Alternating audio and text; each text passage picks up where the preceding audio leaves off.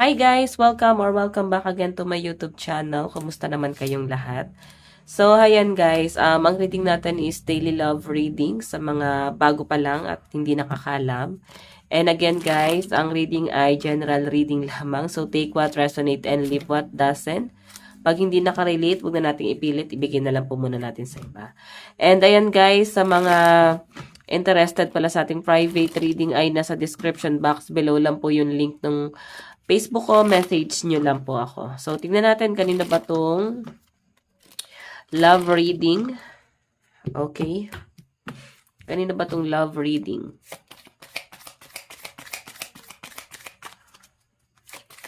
Kanina ba tong love reading? Okay. So, meron tayong 6 of coins.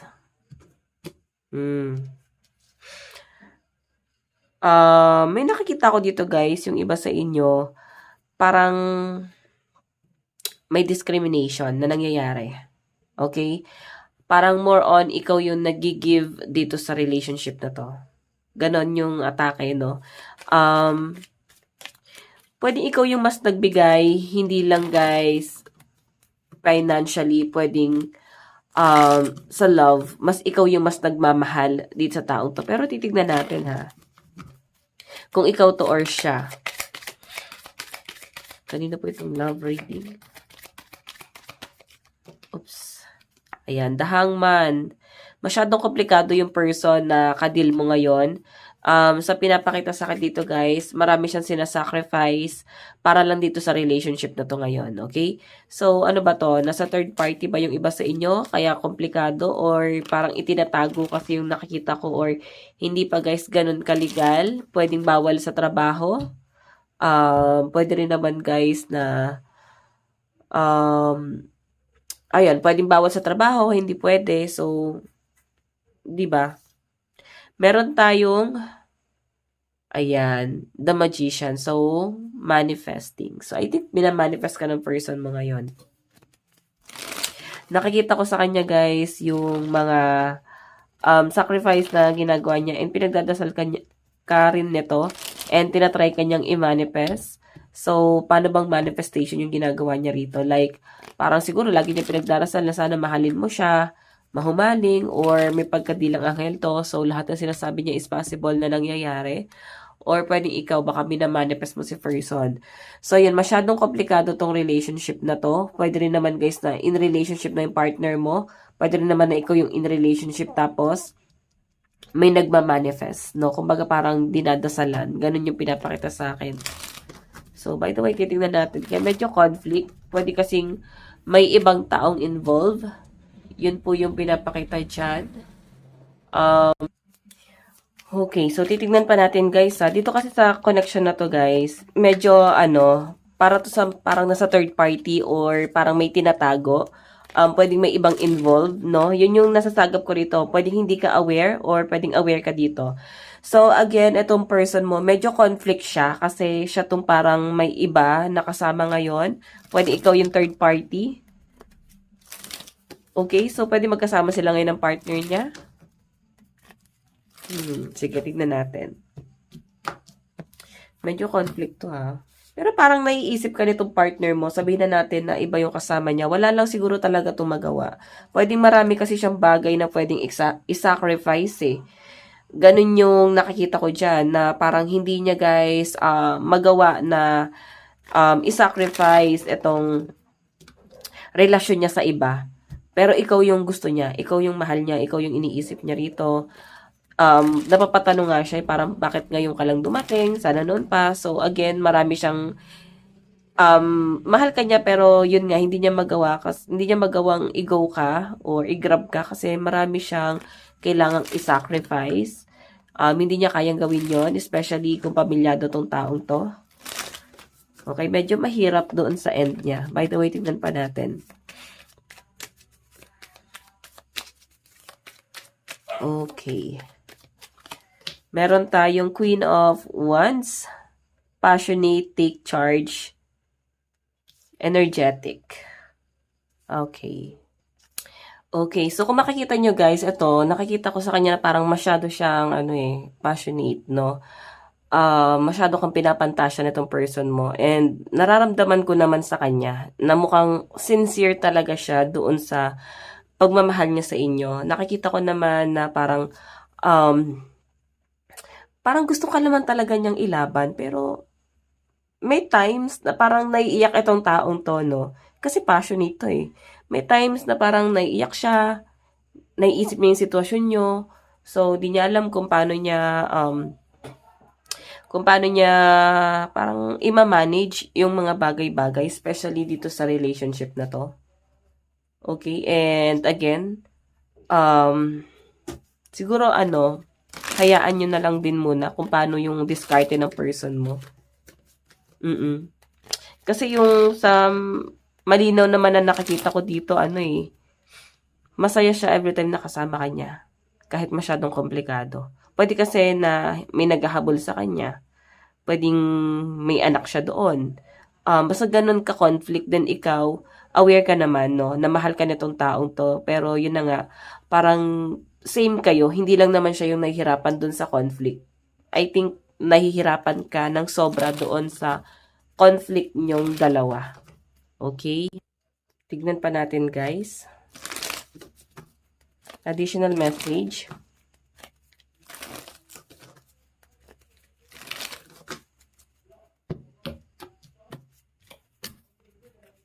Okay. Additional message. Kanina po itong love reading. Meron tayong King of Cups. Okay, so yung nakikita ko dito guys, mukhang mabait itong person mo, no? Napakahaba ng pasensya niya. And kaya ka rin nagustuhan nitong person mo is parang same kayo, na parang mahaba rin yung pasensya mo eh. Sobrang nauunawaan mo siya sa sitwasyon niya. Pero siguro, yun lang yung pinapakita mo sa person mo, na nauunawaan mo siya, pero deep inside, nahihirapan ka talaga. Okay, akala niya lang na gusto mo yung setup nyo, no? Na parang okay lang sa'yo. Pero siguro dahil mahal mo lang din yung person na to, kaya parang, alam mo yun, parang hinahayaan mo siya. So, again, pwedeng yung iba sa inyo, hindi kayo aware na merong iba, pero alam mong may conflict. Okay? Sobrang napakabait ng energy na nasasagap ko rito, na parang ang bait mo dito. So, kung sino man to. Ayan. Okay.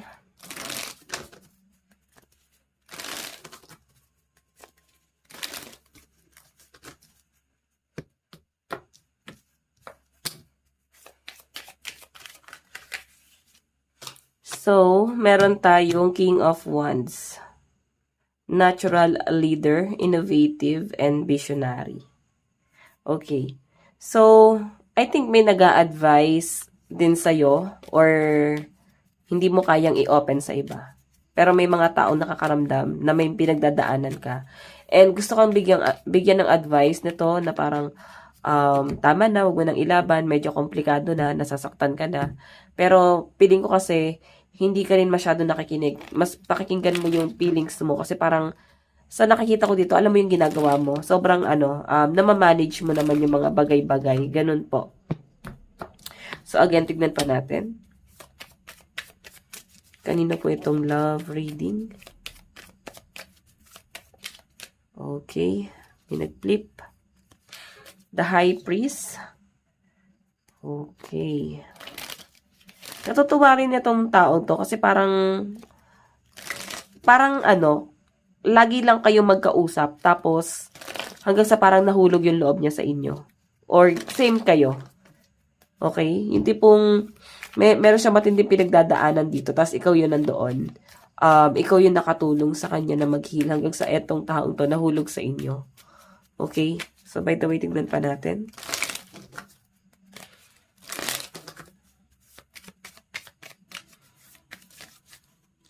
Meron tayong 7 of Cups, wishful thinking, endless possibilities, fantasy. So, kung makita nyo guys, itong 7 of Cups, sobrang daming pinaplano na tong taong to para sa inyo. Ang dami niyang iniisip na gusto niyong gawin ng kasama ka. Um, sobrang iniisip-isip ka nito. Siguro hindi kayo masyado nag-uusap ngayon. Parang may may boundaries. Ganun yung nasa-sense ko dyan. Pero naiisip ka niya ngayon. And parang once na mag-usap ulit kayo, parang ang dami niyang plano. Parang gusto niya na lumabas kayo, gumala. Gusto kanyang i-treat. Okay? Parang gusto niyang bumawi. Ganon. Tignan natin. Kanina po itong love reading. Kanina po itong love reading. Meron tayong 9 of Wands, drain, resilient, pushing through. So, yun. Parang ikaw, parang clueless. Ganun yung nasisense ko sa'yo. And parang nagkakasakit ka. Medyo nagiging emotional, parang feeling broken-hearted. Ganun yung atake. Clueless ka kasi hindi mo naman alam kung ano yung tumatakbo sa isip niya ngayon. Pero sobrang naisip ka niya at sobrang positive ng iniisip niya ngayon. Ang dami niyang plano. So, kung nakonta kayo, guys, ayan, sa pagbabalik niya, guys, ang dami niyang plano rito. Okay, so tignan pa natin. So, eto, medyo nagiging emotional ka ngayon. Yan, yung iba sa inyo dito na nada-down. Pero nakikita ko naman nag-e-enjoy kayo kasi masaya yung Christmas and I think magiging masaya din yung New Year nyo. Clueless ka lang talaga sa mga plano niya rito. Masusurprise ka dito, no? Kasi sobrang dami niyang pinaplano dito. At kasama ka doon sa mga plano niya. I think, pagpasok ng taong 2026, guys, grabe, mas magiging strong and sobrang solid nung magiging connection niyo nitong taong to. Siguro maayos niya na rin yung conflict niya. Parang hindi niya pa kasi kayang bitawan eh. Okay, kaya parang kailangan ka munang itago. Kasi siguro inisip niya yung judgment ng mga taong nasa circle niya or pwedeng nasa iyo yung judgment, no? Kaya parang may iniingatang profession or pangalan. Ganun po. So, by the way, tignan natin. Meron tayong the star, faith, renewal, healing. Ayan. So, guys, sinasabi dito, magkakaroon daw ulit na, parang magkakaroon ng reconnection. Magre-reconnect ulit yung energy yung dalawa. And ayan, possible na mag-heal ka once na mag-reconcile itong taong to. I think magko-confess siya sa inyo. Siguro kasi hindi pa ganon kalalim or wala pang title eh. Parang wala pa kayong parang malinaw na relasyon. So, ganon. Pwedeng nasa talking stage or sabihin na natin guys na nag-uusap lang talaga kayo. Friends lang talaga. Pero, magaan na yung loob mo sa kanya. Malalim na yung nararamdaman mo sa kanya. At parang ganon din naman siya. Pero, hindi niya lang guys kayang i-confess sa inyo. Kasi nga may conflict dito. Or pwedeng ikaw din yung may conflict. Okay, so tignan pa natin. Additional message. Kanina po itong love reading. Okay, kanina po itong love reading.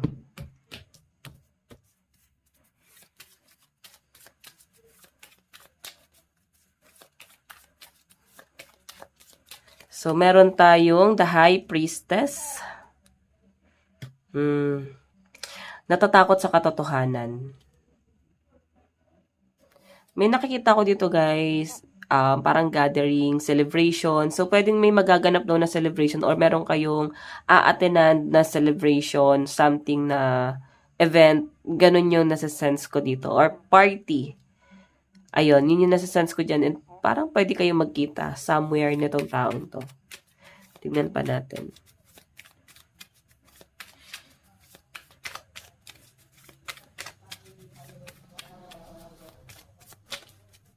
Meron tayong, ayan, wait lang po. Meron tayong happy families, blessing, well-being, 10 of cups. Okay. So, yung nakikita ko dito, guys, happy family. Parang may kanya-kanyang partner. Parang masyadong komplikado talaga to, guys. Parang may karelasyon talaga siyang iba. Or meron siyang kasama. Pwede naman guys na civil lang, no? Hindi naman talaga totally relationship sa iba. Pwede magkasama lang kasi may anak. Kasi parang ayan, no? Meron siyang kasama rito na anak. And co-parenting lang din siguro sila. Okay? So by the way, tignan pa natin.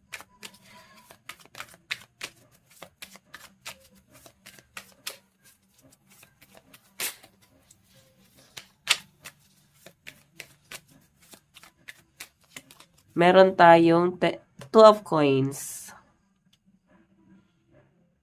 Okay. So, ito naman guys is priorities, finding balance, managing resources. So, yun. Dahil nga lang din guys sa sustento or sa pera kung bakit may kakonect pa siya dun, no? Or konektado pa siya dun sa past person.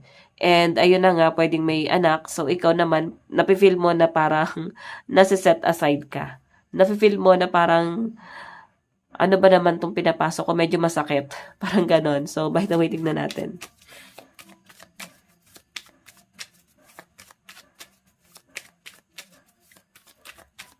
Additional message.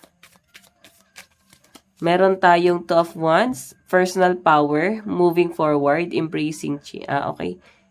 Embracing change. So, sa nakikita ko dito guys, may pagbabago. Okay, basta may minamanifest dito.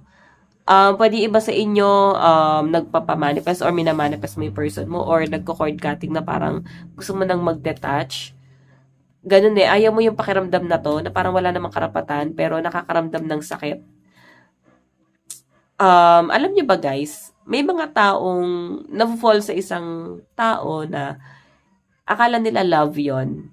Pero ang totoo, hindi yun love. Nacha-challenge ka lang. Yun lang yung challenge na gusto ng iba.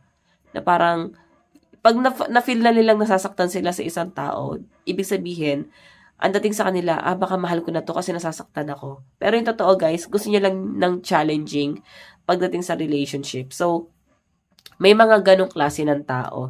And ganon yung nakikita ko dito. Parang, nacha-challenge lang to. So, kung may malalim na ba na emosyon, hindi ko pa siya nakikitang malalim. Akala nyo lang kasi baka nasasaktan kayo, nasasaktan siya. Okay, so meron tayong Queen of Coins, mature, successful, practical.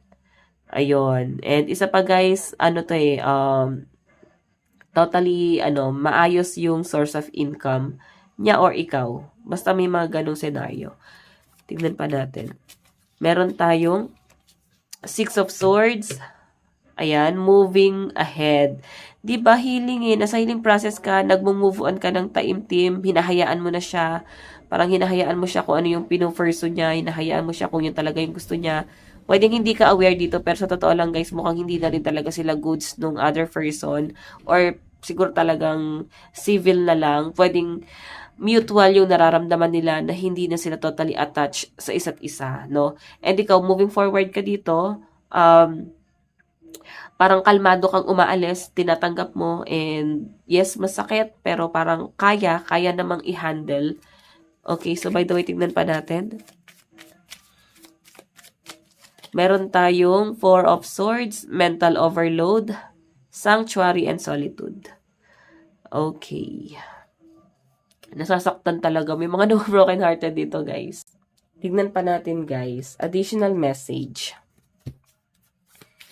Kaya, wag na kayo guys malungkot dyan kasi mahal naman kayo ng person nyo. Hindi niya lang kayang i-give up mo na tong yung sitwasyon niya. Kaya siguro yung unang sinabi dito is komplikado. Okay, nasa conflict ka ngayon. Ba't naman kasi ang hilig yung sa conflict, guys? So, by the way, tignan natin additional message. Meron tayong Two of Cups, relationship or partnership. Pwedeng partner mo to. Meron tayong Ace of Wands. So, yun. Yung Ace of Wands naman, guys, is new beginning. May mga delay lang talaga. Ibig sabihin, pwede mabigyan, guys, ng katarungan nito relationship na to. Delay lang talaga. Parang, siguro hayaan nyo muna siya na i-fix muna yung sitwasyon niya. Feeling ko naman kasi talagang parang hindi siya totally third party. Baka, kailangan niya lang ayusin yung relationship niya doon kasi nga may connection. May mga anak or may anak to na parang mahal niya, so meron siyang obligasyon doon. So ang dating naman sa inyo guys is baka parang inaayos na niya, ganyan. So kayo, hindi na kayo guys makikisali na parang hayaan nyo na ayusin na niya yung buhay niya. Pero guys, itong person na to ngayon nga, iniisip-isip ka nito. And parang may good news to na sa pagbabalik niya. Once na mag-usap kayo, meron tong good news. Ngayon sa challenge, challenge, struggle, defense, boundaries. So ikaw to nagsaset ng boundaries sa connection nyo. Okay, so titingnan natin yung nararamdaman ng person mo. Ang lakas ng water sign dito at saka fire sign energy. Cancer, Pisces, Scorpio, Aries, Leo, Sagittarius. Ang lakas ng energy. Okay. Tignan pa natin.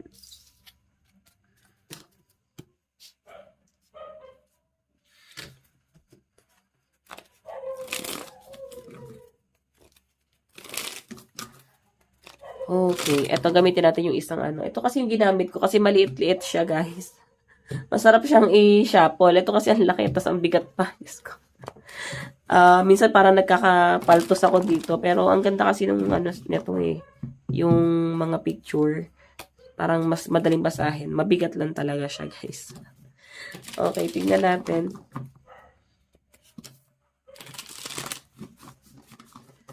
Okay. So, ano yung nararamdaman ng person mo sa'yo ngayon?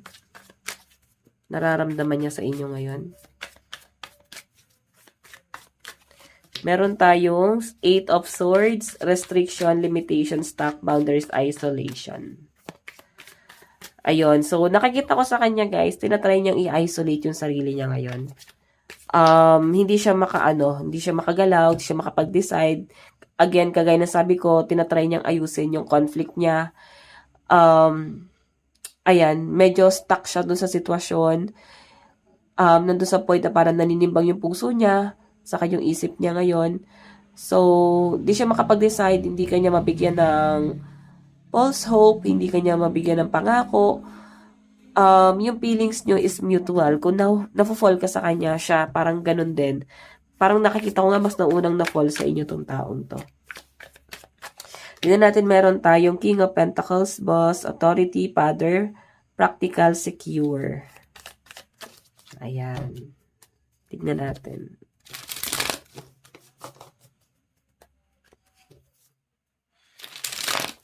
Additional message. Nararamdaman sa inyo ng person mo. Ito naman, guys, si King of Pentacles, parang nag-iipon eh. Pinaghahandaan niya yung pagkikita nyo or yung pag-uusap nyo ulit. Kasi ito, ano to eh, ayun may sinisecure siya dito. And, sabihin na natin, guys, yung finances niya. So, tignan natin. Meron tayong The Lovers. Oh my God. Mas nakikita ka pa niyang The Lovers eh, kaysa dun sa person na kasama niya. And again, mahal ka na tong taong to. Malalim yung emosyon niya sa inyo. Pero yun na nga, hindi niya lang alam kung paano sasabihin sa inyo, paano niya i-confess sa inyo. Pero mahal ka nito. Ayan. So, pwedeng once na ma-fix niya yung problema niya, sasabihin niya yan sa inyo. Ngayon, stuck pa to. Okay, so yung nararamdaman niya sa inyo, guys, parang mahal ka niya pero hindi ka niya kayang piliin muna sa ngayon kasi ang daming judgment. Ang daming kailangang ayusin. Ganon. Okay? So, yan, Sagittarius energy, air sign, Aquarius, Gemini, Libra. Sa side ng person mo. So, tignan natin. Ano naman yung tingin sa inyo ng person mo? Ano yung tingin sa inyo ng person mo? Meron tayong 5 of Wands, competition, fight, conflict, composition, change, rivalry. So, may mga pagtatalo. Siguro, minsan, nakikita niyo yung pagiging moody mo, topakin. Kasi 5 of Wands may mga times na parang ramdam niya na nakikipagtalo ka o ramdam niya yung galit mo, inis mo, irritable ka, hindi ka komportable. So, ganon. And temperance, balance. Nakikita ka niya na someone na napaka-balance mo. Napaka-peer mo doon sa connection yung dalawa. And Queen of Pentacles, sobrang maingat. No? Sobrang Si Queen of Pentacles kasi, guys, wise yan, no? So, lahat ng ina-advise mo sa kanya, wise. Like, sinasabi mo siguro sa kanya na ayusin mo yung relationship mo. Masaya ako na parang magiging maayos yung buhay mo. Na tanggap natin na kung ano yung meron tayo. Parang mga ganong senaryo. So, again, yan yung nakikita ko dyan, guys. Okay?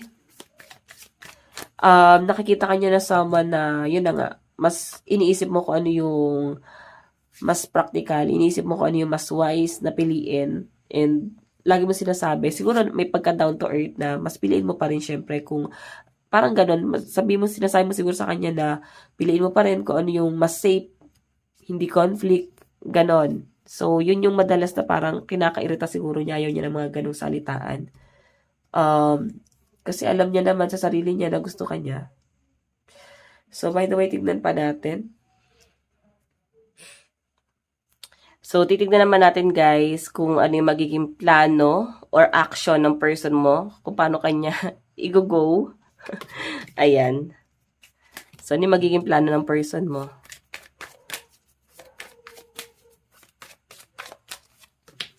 O, diba? Ten of Swords. Nahihirapan lang siya. Naguguluhan. Hindi niya lang alam kung paano plano yung gagawin niya. Sa ngayon, sobrang down.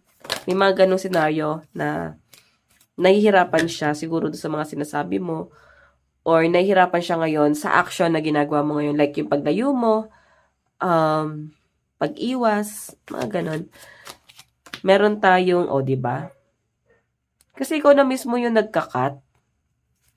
Ikaw na mismo siguro yung nagsasabi sa kanya na hanggang dito na lang talaga, huwag natin ipilit. Masasaktan tayo, may hirapan tayo. Meron tayong Four of Pentacles, security, greed, stability. Alam mo, gusto kanyang angkinin. Medyo ano daw siya guys, sabihin na natin nagiging greedy na siya dun sa sitwasyon. Pero ayaw ka rin niyang mawala. And ayaw niya rin guys na i-give up mo na din yung isa. Okay, hindi ko na siya guys nakikita third party. Feeling ko nakikisama siya doon pero yung mutual yung decision nila na parang civil na lang talaga. Okay, kasi meron silang iniingatan siguro. Pwedeng property or mga kung ano-anong bagay.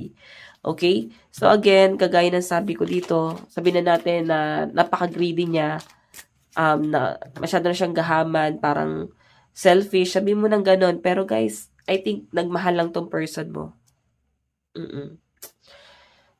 Parang yun sinasabi niya eh, nagmahal lang ako kung bakit kailangan kitang i-keep muna. So by the way, tignan pa natin additional message. Your love has changed my life. Diba? Ikaw yung bumago sa buhay nitong taong to. Nakikita ko rin guys na hindi ganun kasaya or ka-exciting yung buhay na meron siya before. Pero siguro nung nakakausap ka niya, nakakasama ka niya, feeling ko, mas naging magaan. Parang di niya na nahiisip yung problema. Parang ikaw yung naging escape zone niya. Parang ganon. Meron tayong my love for you is endless. So, ayun. Parang greatest love na parang kahit hindi na kayo yung magkatuluyan, ikikip ka pa rin. Ganon. Tingnan pa natin. Meron tayong let's reveal what we lost. Okay, so yun no. Parang gusto niya ulit na mabuo. Sabihin na natin na masyado ng conflict both side yung sitwasyon na meron kayo. Masyado ng komplikado. Pero sinasabi niya rito guys na parang buuin ulit natin. Parang bakit hindi natin i-try? Okay? Huwag nating isipin na merong diferensya. Sabihin na natin na broken family ka, broken family siya. Parang ganun sasabi na, wag nang isipin kung ano man yung mali, no? Or, hindi naman siguro masabing mali yon. Wag nang isipin kung ano man yung broken na yan. Pero sa nakikita ko guys, gusto niyang itama, no? Ayan. Gusto niyang itama yung, or ayusin kung ano man yung nasimulan nyo na. Okay? Ikaw yung gusto niyang maging endgame. So, by the way, tignan natin additional message. Meron tayong showing out. I'm acting like I don't care about what happened between us, but I do. I just want to appear unbothered. Ayun. Ayaw ka lang niya masaktan din. Parang yung, paano ba? Yung parang di ka na lang niya biglang kinontak is parang safe naman. Hindi ka na parang nagduda. So, meron tayong will you listen? Ayan, kasi mukhang pinaliwanagan ka naman daw niya eh. There's so many things I want to say to you, but will you hear me all the way out? Will you believe me? So, yun, na parang makikinig ka ba? Maniniwala ka ba? kung magpapaliwanag siya sa inyo. And sabi dyan, still listening. I listen to the music you've shared with me. It helps me to connect with you although we are apart. Diba? Parang kahit di kayo magkasama, nagre-reconnect pa rin siya sa inyo or nandun ka pa rin. Ayan. So, tignan natin yung message niya. Parang nasa puso ka pa rin niya, ganon. My love for you is stronger than ever. Di ba mas tumitindi yung pagmamahal niya sa inyo, guys? I think about you all the time. And I need space. Kailangan niya lang ng space, pero I think gagawan niya to ng paraan. Okay, so tignan natin yung zodiac sign. Meron tayong Cancer, Aries, Virgo, Scorpio, Sagittarius, and Leo. Meron tayong Sagittarius, Leo, Capricorn, Libra, Pisces, and Taurus energy sa side ni person, okay? Okay, tingnan natin.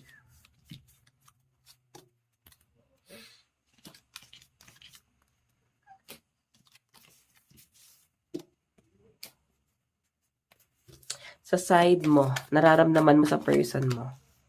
Ayun no, Six of Swords. Ayaw mo rin naman kasi parang medyo nagigilty ka. Yung tipong gusto mo siya pero medyo nagigilty ka. Mahal mo siya. Alam nyo guys, ito hindi lahat na nang iwan, ibig sabihin, hindi talaga kayo mahal. Minsan dahil sa sitwasyon. Mahal kayo pero dahil sa sitwasyon kung bakit kailangan niya munang i-give up. So, ganun yung nangyari sa inyo. Dahil sa sitwasyon niya, parang kailangan mong lumayo. Kailangan mo mag-isip sa malayo. Mahal mo tong taong to, pero kailangan mong i-give up. Kailangan mo i-sacrifice. Ganon. Parang, huwag mo na akong piliin. Grabe yung pagiging down to earth ng energy mo. And Queen of Pentacles. Earth, Mother, secure, dependable, practical, grounded. Ayan. Inisip mo nga yung practical. Mas inisip mo kung ano yung pwedeng makabuti sa kanya, makabuti dun sa mga bata, makabuti para sa lahat. Ano ba to? Parang healing for all. Si Rafaela sa ML. Parang gano'n yung sasabi niya, di ba? It's healing for all. So, tingnan natin ano yung mga dapat mong gawin. The Devil. Ayan ayaw mong makasama talaga. Grabe. Napakabuti mo dito. Ang laki ng sacrifice na ginagawa mo dito. Ayaw mong makasama. And Seven of Pentacles kasi guys, ayaw mo mong antayin na parang lumalim pa to. Kaya mas pinipili mong lumayo din. Okay, zodiac sign. Aries, Taurus, Leo, and Capricorn. Meron tayong Virgo, Sagittarius, Scorpio, and Libra. Meron tayong Pisces, Capricorn, Taurus, Gemini, Aries, and Leo energy. So, in the near future, meron tayong I miss who we used to be. Oh my God. Magkatalikod kayo dyan, no? I miss who we used to be. Parang ang lalim nung ibig sabihin. Parang namimiss niya na parang kung ano kayo ba dati or nilihim kasi to. Parang ganyan. So, by the way guys, ito lang po yung daily love reading. Pwede nyo rin ako panoorin sa kabilang channel. Nag-upload tayo ng individual zodiac sign doon sa kabila. Jade Tarot po. Okay? So, by the way, maraming salamat. God bless and love you all. Bye-bye.